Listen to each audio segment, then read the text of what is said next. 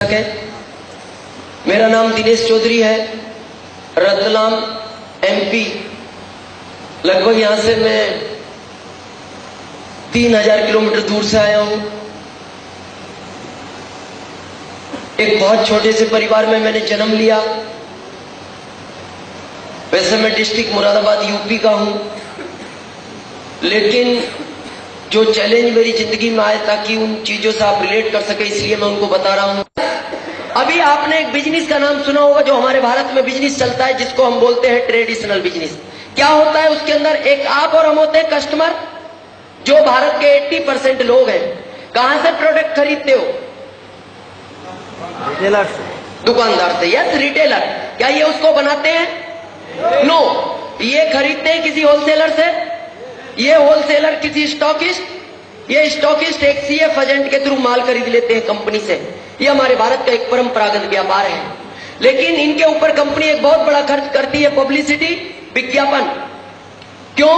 क्योंकि आप और हमको ये पता लग जाए मार्केट में कोई नया प्रोडक्ट आया है। ये 20% लोग हैं जो मिडल मैन होते हैं। आज तक जो मैंने शुरू में आपको बताया था 80 और 20, ये रेशो यही है। इसी वजह से चलता है। ये गरीब गरीब हो रहा है, अमीर अमीर हो रहा है। क्यों? क्योंकि हमारी खून पसीने की कमाई का पैसा इन चंद लोगों की जेबों में चला जाता है। जो भी हम खरीदते हैं कुछ ना कुछ परसेंटेज इनकी जेब में जाता है। सबसे ज्यादा ले जाता है विज्ञापन करने वाला, सबसे ज्यादा। लेकिन मेरे को बताओ, क्या विज्ञापन सच है?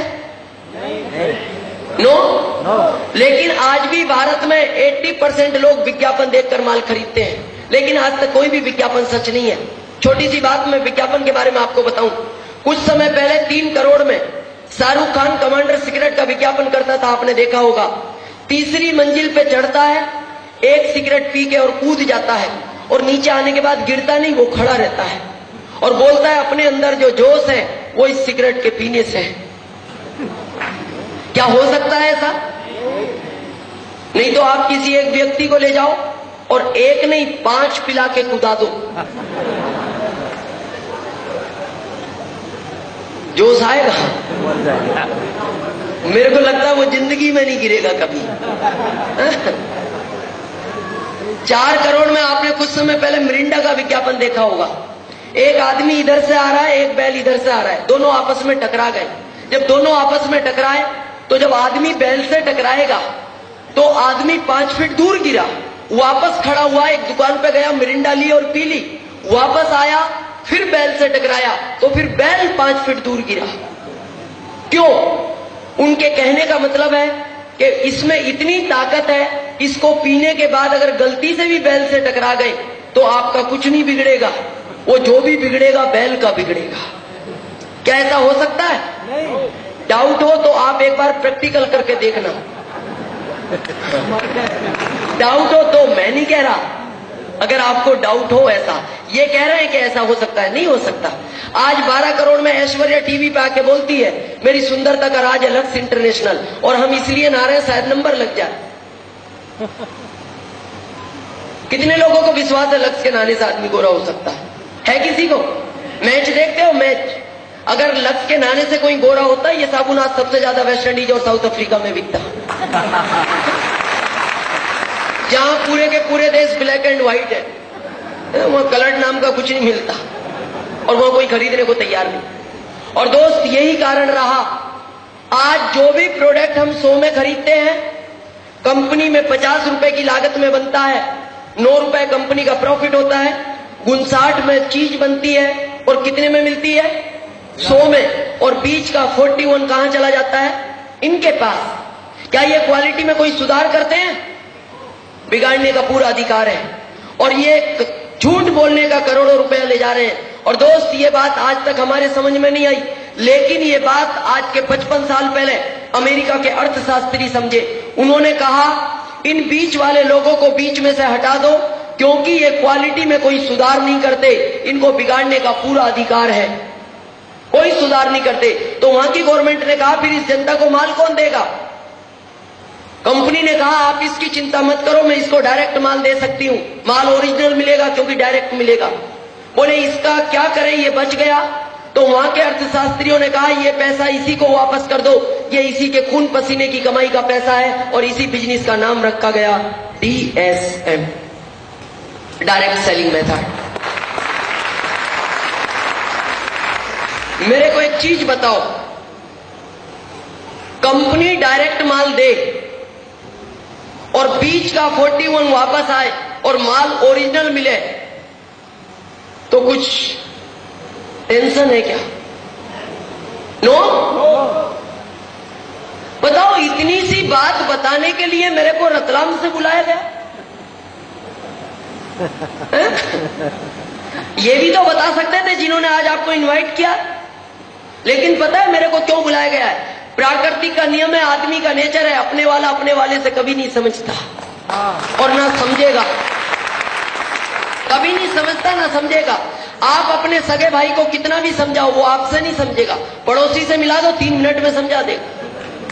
नियम है ये, अपने वाला अपने वाले से कभी नहीं समझता। यहाँ टीचर है, कोई टीचर हाथ खड़ा करेंगे? टीचर, जो भी टीचर हो प्लीज एक बार हाथ खड़ा करें। Thank you. आप इनसे पूछ लेना, इनका बच्चा इनसे नहीं पढ़ता। नहीं पढ़ता। ये क्लास में एक साथ 100 लड़कों को पढ़ाते होंगे, लेकिन इनका इनसे नहीं पढ़ता, क्योंकि अपने वाले के कभी बात समझ में नहीं आती, उसे तीसरे के पास भेजना पड़ता। आज आप RCM की बात करते हो तो लोग आपको बोलते हैं क्या गारंटी है RCM से अमीर बन जाएंगे? आता है ये प्रश्न, क्या गारंटी है RCM से अमीर बन जाएंगे? मेरे को एक चीज बताओ, जब ये बीच का पैसा इनको मिलता था, इनके पास 1-1 करोड़ की कार, 5-5 करोड़ के बंगले, बच्चे विदेशों में पढ़ते थे और 5 स्टार होटलों में रुकते थे। जब यही पैसा आप और हमको मिलेगा, क्या वो सारी ताकतें आप और हमको नहीं मिल सकती? मिल सकती हैं, क्यों नहीं मिलेंगी? लेकिन काम करना पड़ेगा। जो पहले बीच वाले करते थे वो अब हमें करना पड़ेगा। अरे आज ऐश्वर्या दिन भर टीवी से चिल्लाती थी मेरी सुंदरता का राज है, लक्स इंटरनेशनल कंपनी 12 करोड़ उसको देती थी। आप दिन भर RCM की बात करो, 12 करोड़ आपको मिल जाएंगे। लेकिन बताना पड़ेगा। पर बहुत सारे दोस्तों में संकोच होता है, संकोच, हम कैसे बताएंगे, हम तो बता ही नहीं पाएंगे, उसको कैसे कहें? तो एक चीज का ध्यान रखना, ये जमाना संकोच का नहीं है, पहला जमाना संकोच का था।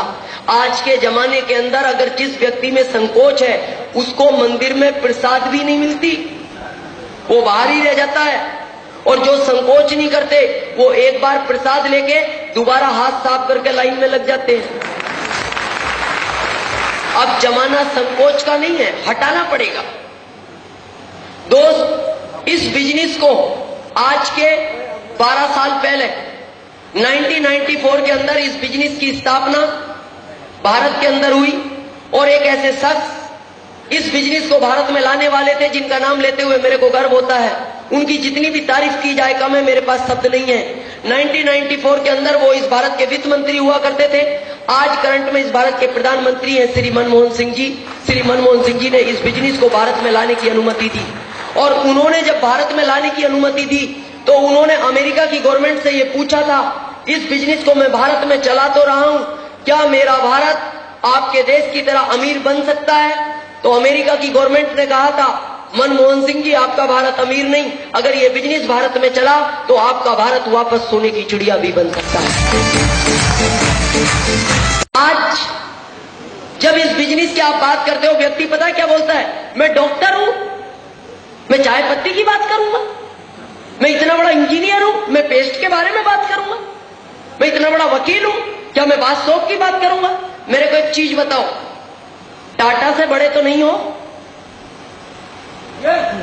टाटा से बड़े तो नहीं हो? बाटा से, अंबानी से? नो। तो मेरे को एक चीज बताओ, टाटा जैसा आदमी नमक बेच सकता है, बाटा जैसा आदमी चप्पल बेच सकता है, अंबानी जैसा आदमी आम बेच सकता है, तो आप इसका कंप्यूटर क्यों नहीं बेच सकते?